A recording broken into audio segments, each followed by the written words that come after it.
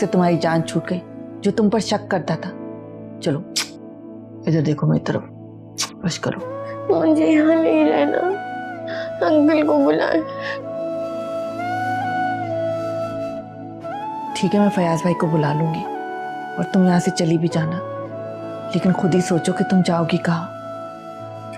कहीं भी चली जाऊंगी, मुझे जाना है यहाँ से। तुम फैसल की वजह से परेशान हो ना, लेकिन मैं तुमसे वादा करती हूँ कि वो तुम्हें कभी तंग नहीं करेगा, परेशान नहीं करेगा। मैं तुम्हारी माँ की जगह हूं ना, मेरी बात का यकीन करो। कमाल को अगर फैसल की हरकतों के बारे में पता चल गया ना, तो वो तो उसे शूट ही कर देंगे।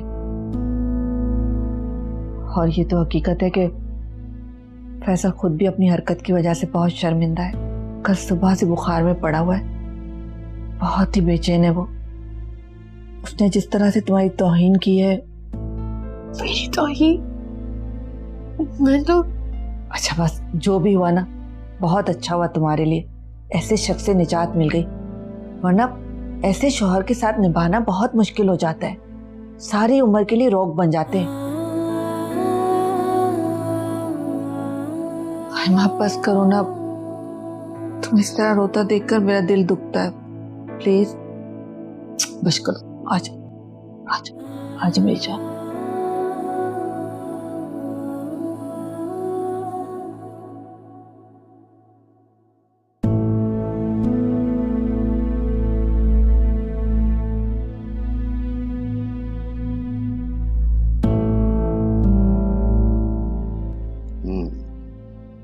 मैं आपके वालिद साहब की वसीयत पढ़ के सुनाता हूँ। आपको कैसे पता कि ये पापा की वसीयत है?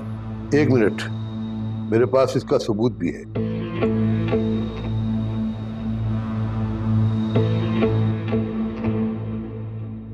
वकील साहब, मुझसे मेरे जीने का हक मेरी औलाद ने छीन लिया है, मुझ पर बदकारी का इल्जाम लगाकर। मैंने अपने अल्लाह को हाजिर नाजिर जानकर आयमा को यकीन दिलाया है कि मैं उसका मुजरिम नहीं।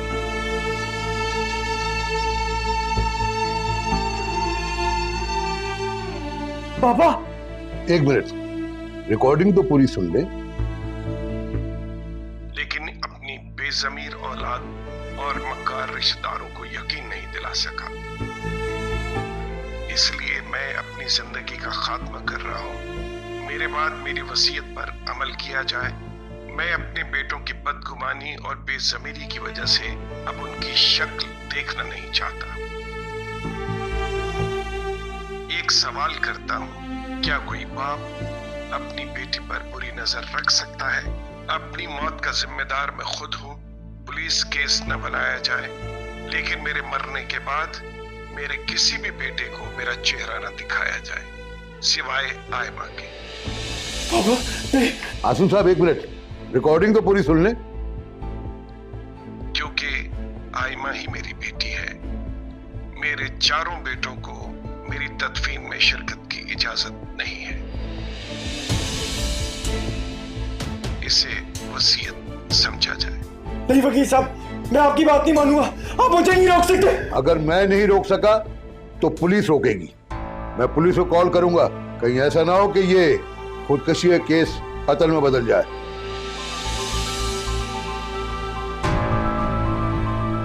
आसिम भाई प्लीज प्लीज सब्र करें। देखें, पापा ने जाते जाते भी अपनी मौत का फंदा हमारे गले में डाल दिया। अब आप लोग बाहर तशरीफ ले जाए, हमें तदफीन की तैयारी भी करनी है।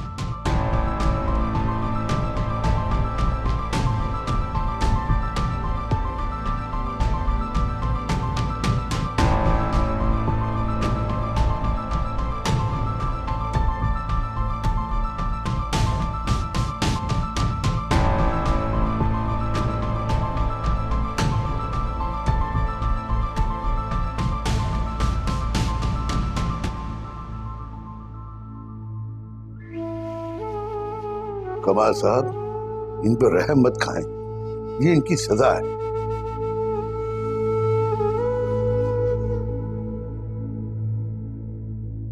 सारी जिंदगी का पछतावा इन्हें सुकून नहीं लेने देगा। आओ भैया आओ, कलमा शहादत कलमा शहादत।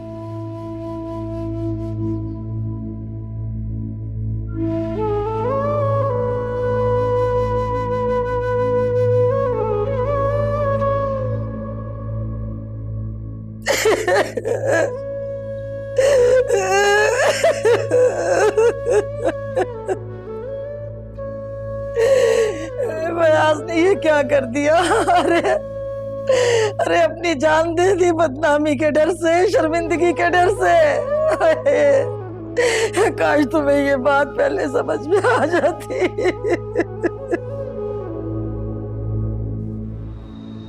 वैसे वसीयत की कॉपी हमें वकील से लेनी चाहिए थी, उसको हमें वसीयत दिखाना चाहिए थी। और क्या, देखो तो सही,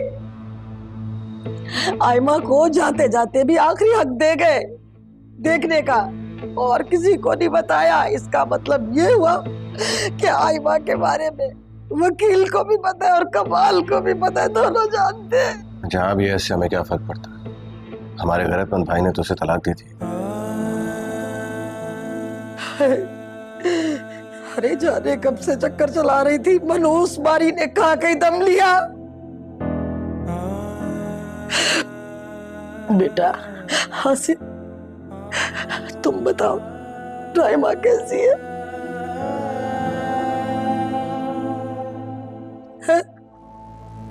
इसको क्या हो गया? लगता है कि इसको अपने बाप की सदाकत पे पक्का यकीन है कि वो तो बेगुनाह है।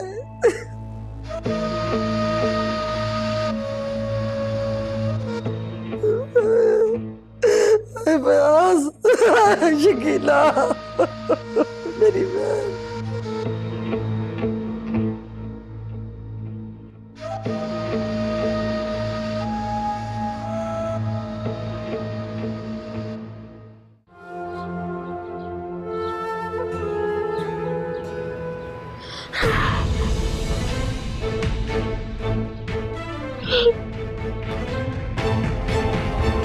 और मेरी अपनी बहन ने मुझे कहीं मुंह दिखाने के काबिल नहीं छोड़ा।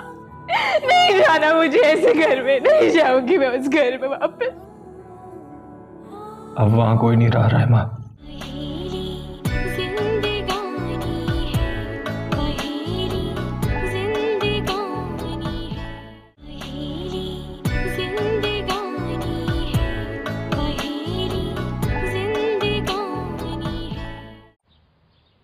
मुझे कहाँ लेके जा रहे हैं अंकल? मुझे उस घर में नहीं जाना। आओ तो सही बेटा, आओ तो सही।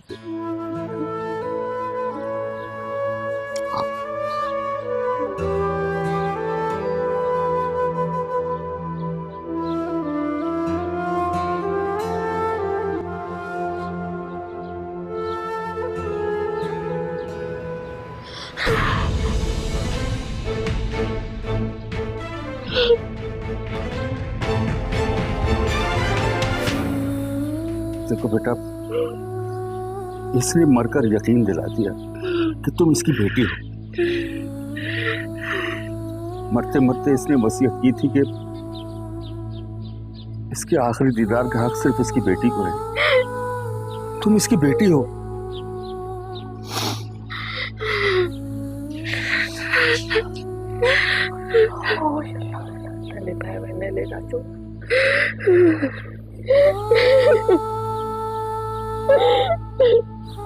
आजा बस आजा, आजा आजा।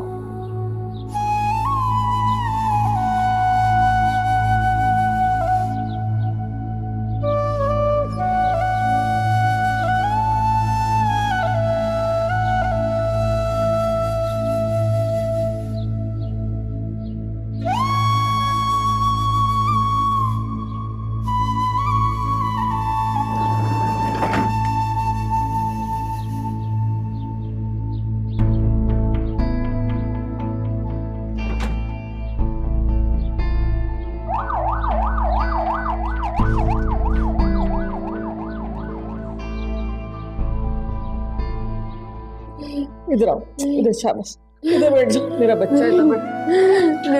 हाय माँ मेरी जान, अंकल को बुला मेरी जान बस।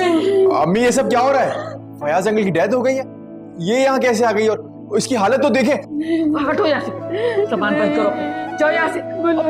हाथ मत लगाना से, हाथ तोड़ दूंगी तुम्हारे। जाओ यहाँ से। बस मेरा बच्चा, बस सबर करो, सबर करो। जाओ पानी लेकर आओ, जाओ।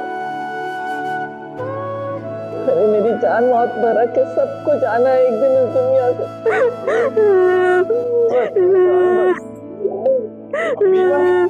अम्मी इतनी देर लगा दी पानी लाने में। मेरा बच्चा, अरे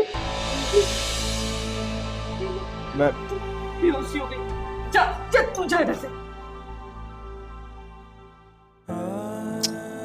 बस करो ना मेरा बच्चा, बस कर दो ये रोना धोना, संभालो अपने आप को।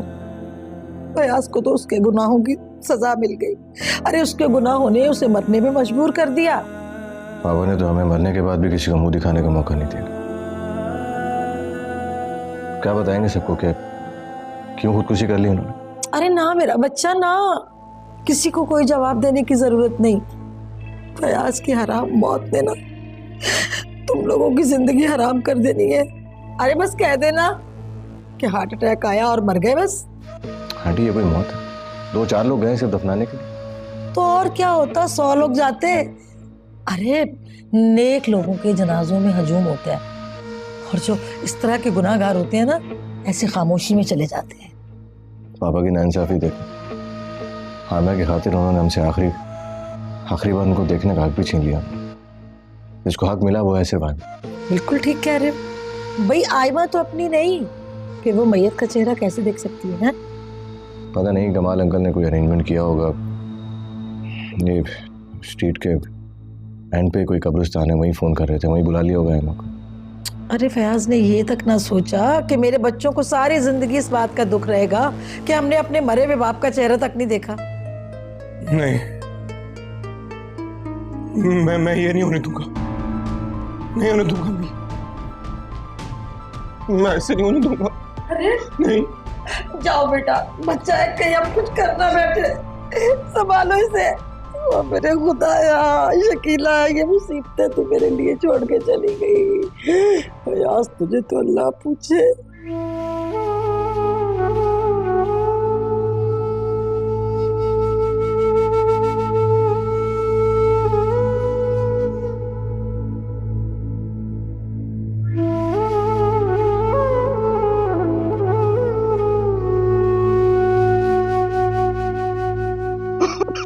बाबा बाबा बाबा पापा,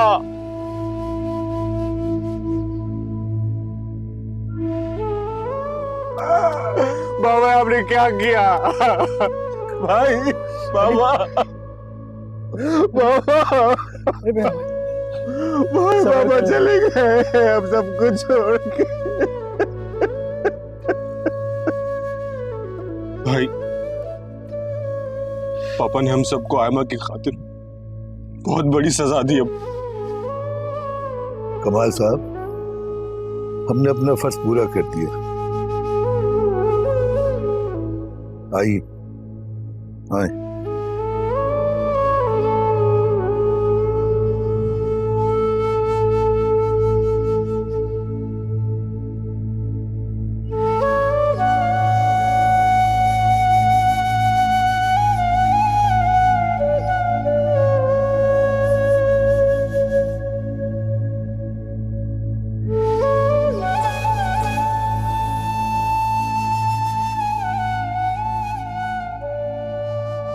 अली,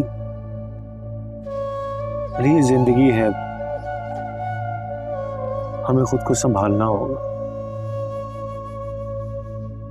भाई पापा ने आयमा को और अपने आप को बेगुनाह साबित करने के लिए जो आखिरी खत लिखा,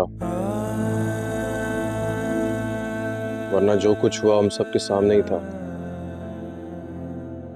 पापा का गुनाह दोहराने से खुद को गुनहगार मत करो। मैंने पापा को माफ कर दिया। पापा ने जाते जाते आखिरी वक्त में अपना चेहरा भी ना देखने दिया। बाप तो बाप होता है ना, चाहे जितना भी गुनहगार क्यों ना। देखो, ऐसी चीजों को मत दोहराओ। पापा भी इंसान थे, उससे भी गलती हो सकती है, लेकिन मुझे लगता है कि ये सब एक साजिश है। और वो खत तो पापा ही ने लिखा था अपने हाथों से, और फिर हम सब ने जो देखा वो क्या था? अगर कोई साजिश करता तो आयमा का कमरा अंदर से नहीं बाहर से लॉक होता, और फिर पापा के नंबर पे आयमा की कॉल। जरूर पापा और आयमा ने कोई खतरा महसूस किया होगा, इसकी वजह से आयमा ने चिल्लाना शुरू कर दिया और पापा के कपड़े फाड़ दिए, ताकि लोग उसे मजलूम और पापा को जालिम समझें। मगर फिर भी मैं पापा से बहुत प्यार करता हूं, और मैं उनके खिलाफ किसी के भी मुंह से कुछ भी नहीं सुन सकता। अली, पापा की सारी जिंदगी मेरे सामने है। मेरे दिल के किसी कोने से ये सदा उठती है कि पापा बेगुनाह है, और ये एक साजिश है उनके खिलाफ।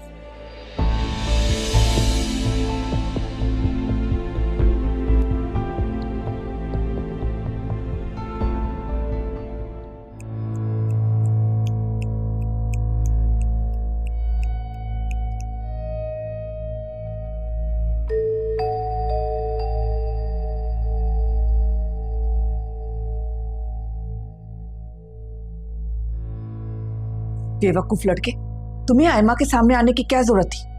उसे जख्म पर जख्म मिल रहे हैं, इस वक्त वो बहुत दुखी है। और तुम ये बात जानते हो, वो अपने तमाम दुखों की वजह तुम्हें समझती है, नफरत करती है वो तुमसे।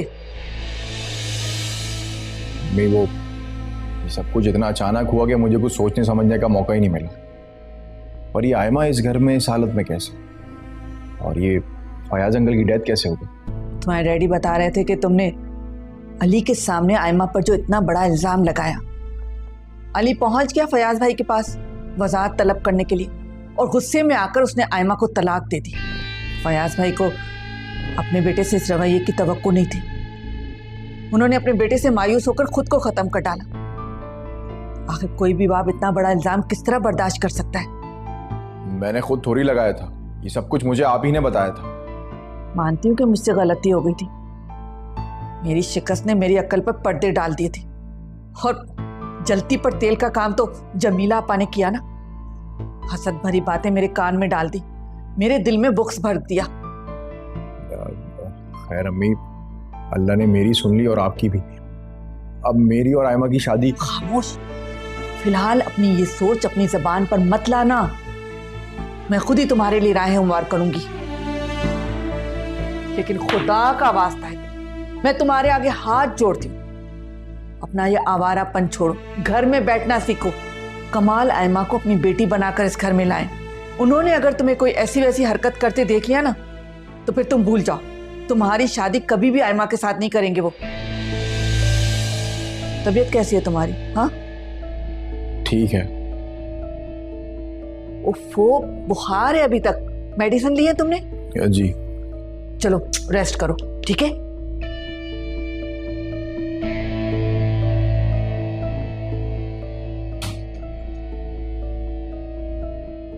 वाह वाह वाह वाह वाह, थप्पड़ मारा था मैडम ने।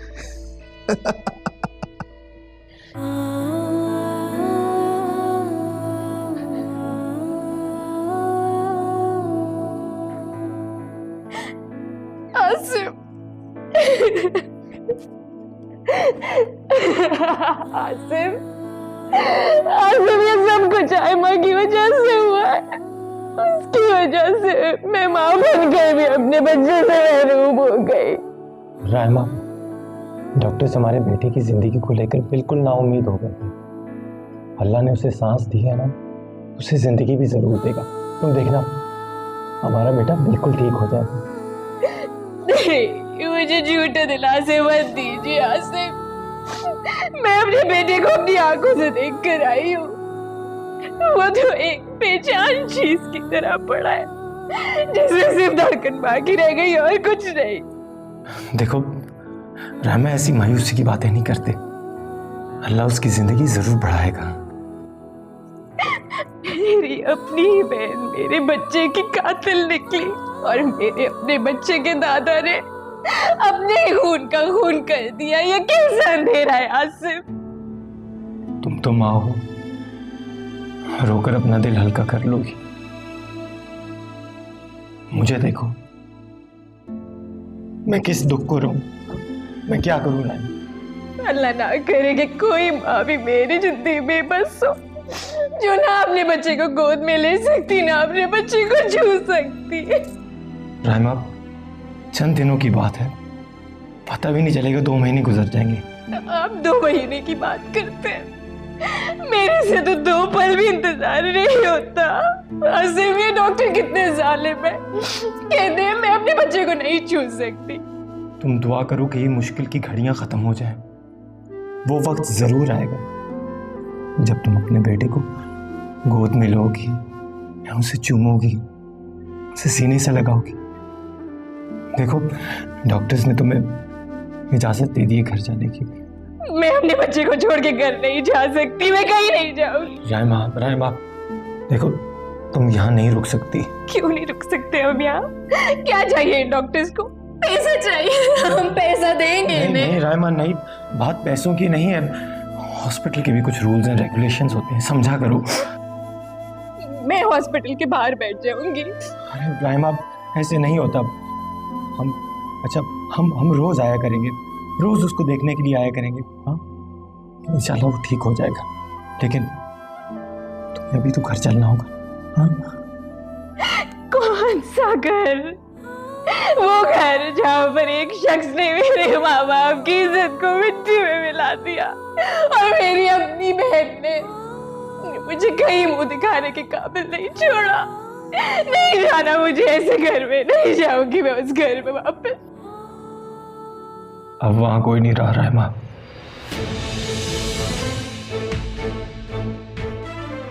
आयमा कहाँ गई मैं नहीं जानता। पापा उसे अपने साथ ले गए थे और पापा अब इस दुनिया में नहीं रहे, मर गए पापा।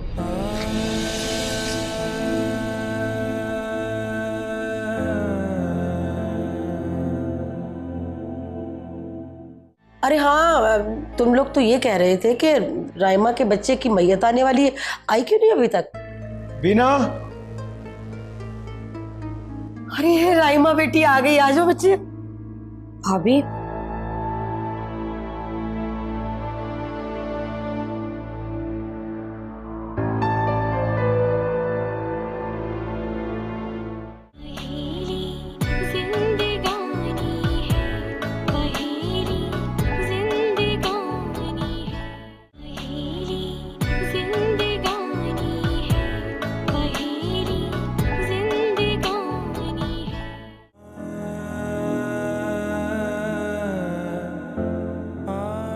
लोग समझते हैं कि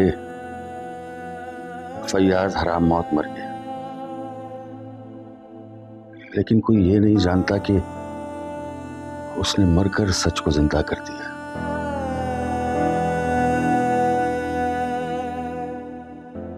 वो सच्चाई का शहीद बन गया और कोई इससे बढ़कर अपने सच्चे होने का सबूत क्या दे सकता है।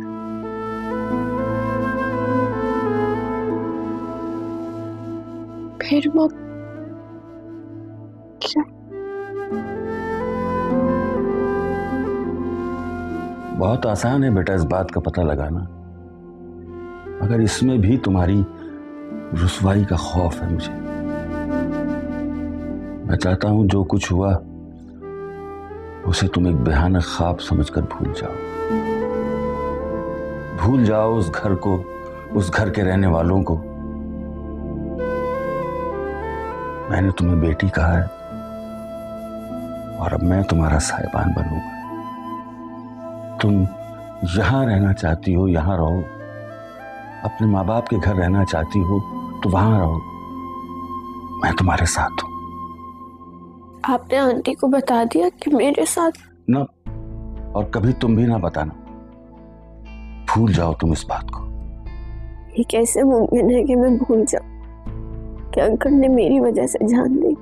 नहीं आयमा बेटा, उसकी जिम्मेदार फैयाज की औलाद है और कफारा भी उन्हें ही अदा करना है, तुम्हें नहीं। मगर मैं अपना कफारा किससे मांगू? खुद अदा करो, अपने होठों पर मुस्कुराहट सजाकर। मैं जानता हूं तुम जीते जी इस वाकये को भुला नहीं पाओगी, मगर जिंदा तो फिर भी रहना है ना बेटी। और ये दुख आंसू बनकर अगर तुम्हारी आंखों से छलका तो तुम जी नहीं पाओगी। बस अब तुम्हें ये करना होगा आयमा। मगर मैं यहाँ आपके घर नहीं रह सकती। फैसल भी तो मेरा मुजरिम है, मेरी बदनामी में बराबर का शरीक है वो। ठीक कह रही हो तुम। जब तक तुम्हारे अब्बू का घर खाली नहीं हो जाता तुम यहाँ रुको, और इस दौरान अगर फैसल ने तुमसे किसी भी किस्म की कोई हरकत की तो मैं ये भूल जाऊंगा कि वो मेरा इकलौता बेटा है। मैं शूट कर दूंगा उसे। बस बेटा अब रोना नहीं, और ये वक्त इबादत में गुजारो। फयाज की मग़फ़िरत के लिए और अपने सब्र के लिए अल्लाह से दुआ मांगो।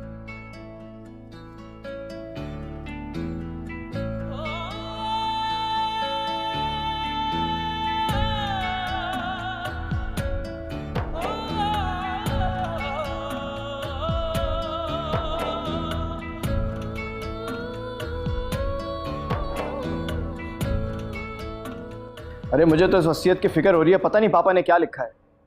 पापा अपने साथ कबर में तो कुछ नहीं लेके गए होंगे, जो भी है वो हमारा और अली का। सारी क्रीम निकाल के तो उन्होंने अयाज भाई को दे दी है। अरे तो उसने शोर भी तो बहुत मचा रखा था ना, चालाक निकला। बस देख लो, लेकिन एक बात बता दूं, इस घर में मेरी बेटी के साथ शुरू से लेके आज तक ज्यादती होती आई। हाँ तो मैं क्या करूं, क्या करूं मैं? आपको नजर नहीं आता आसिम भाई ने मेरे हाथ पैर सब कुछ काट दिए। अच्छा खासा मैंने अपना बिजनेस डेवलप कर लिया था। जाली दवाएं बनाकर फिर बकवास की थी।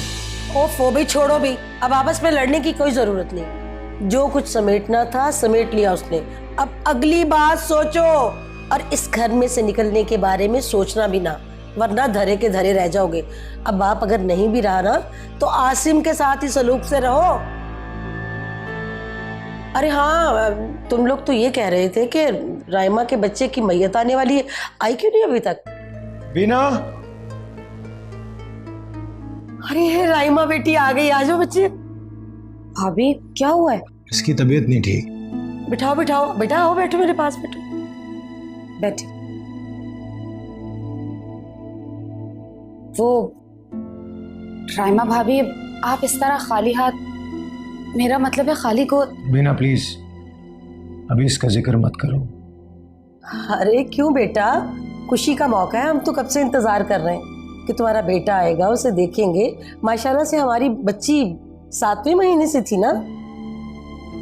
आंटी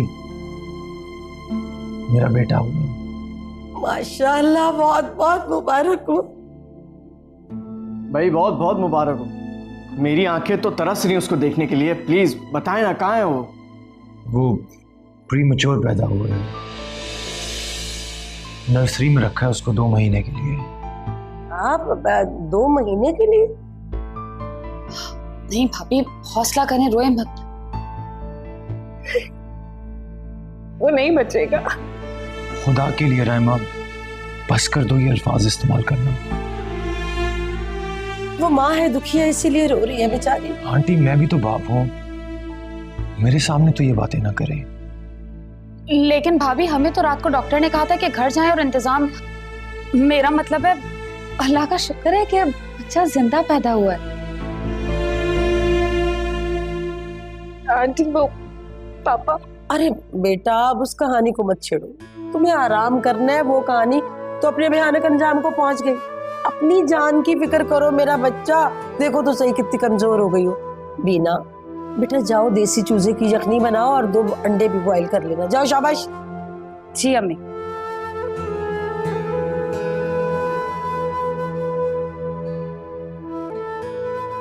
हाय, चल मेरा बच्चा, तुझे बेडरूम में ले चलूं। ऐसे बच्ची को लेके चलते, चल। आजो आजो आजो मेरा बच्चा, माँ सदके, आहिस्ता आहिस्ता आजा मेरी बेटी, आजा, शाबाश आजा। हाय हाय, शकीला आज होती तो।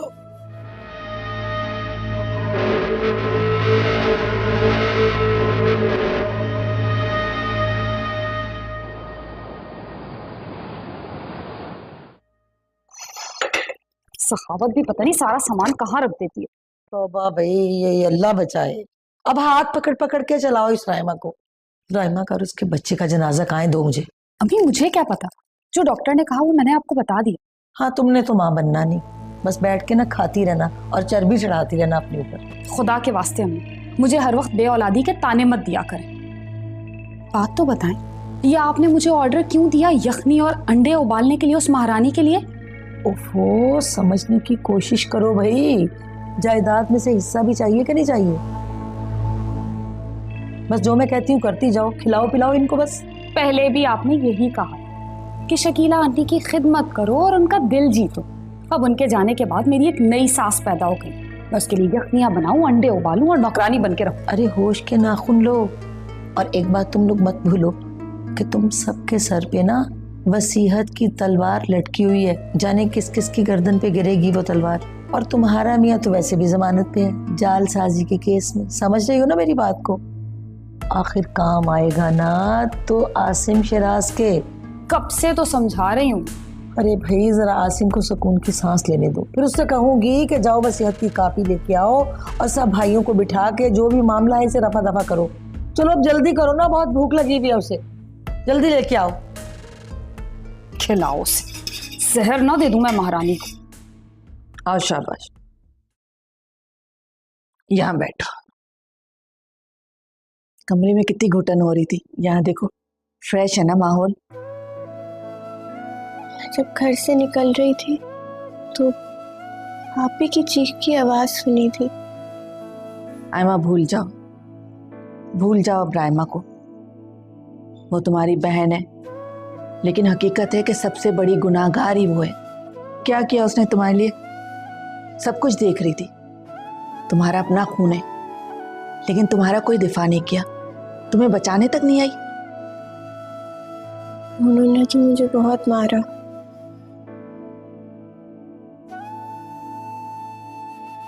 कितने सारे निशान आते हैं, ऐसा लगता है किसी ने बहुत बुरी तरह नोचा है तुम्हें। ठीक है, मैं आइंदा इन बातों को नहीं दोहराऊंगी, वादा करती हूँ मैं। अच्छा है माँ, ऐसा करते हैं कि शॉपिंग पर चलते हैं। मैं तुम्हें बहुत सारे ड्रेसेस, शूज और पर्सेस जो तुम चाहोगी ना वो लेकर दूंगी। मुझे कुछ भी नहीं चाहिए, कहीं भी नहीं जाना। आयमा, ऐसा किस तरह चलेगा? तुम्हारे पास तो कपड़े भी नहीं है। आप अपनी मर्जी से एक आध जोड़ा ले आइएगा। नहीं, मैं तुम्हें अकेले घर में छोड़ के नहीं जा सकती। मैं ऐसा करती हूँ कि डिज़ाइनर को फ़ोन करती हूँ, कपड़े घर पे आ जाएंगे, तुम पसंद कर लेना, जो अच्छे लगे वो रख लेना, ठीक है?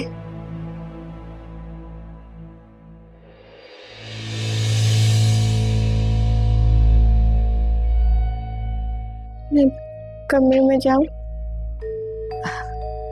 थोड़ी देर यहीं बैठो, फिर कमरे में चली जाना। मैं तुम्हारे लिए जूस लेके आती हूँ। हाँ,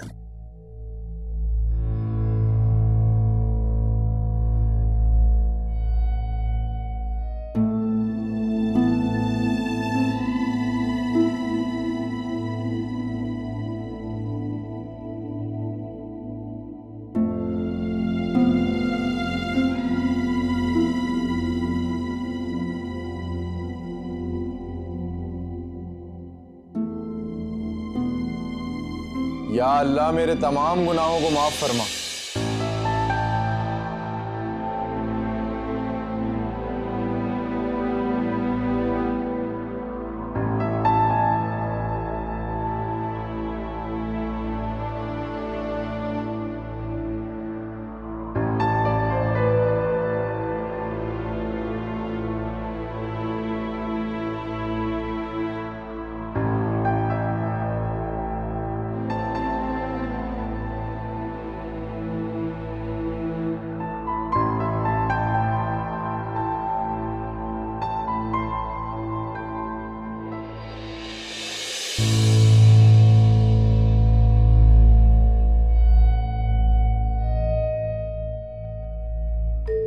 चलो शुक्र है इसने मुझे नमाज पढ़ते हुए तो देखा, कुछ तो अच्छा इंप्रेशन जाएगा इसके ऊपर।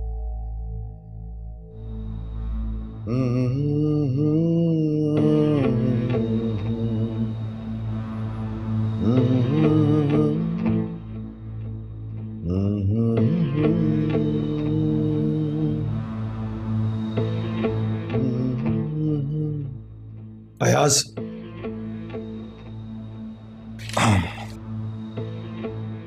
खैरियत, तुम यहाँ पे?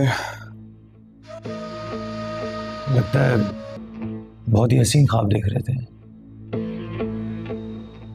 वो एक्चुअली मैं कोई बात नहीं, ख्वाबों पे हमारा इख्तियार नहीं होता।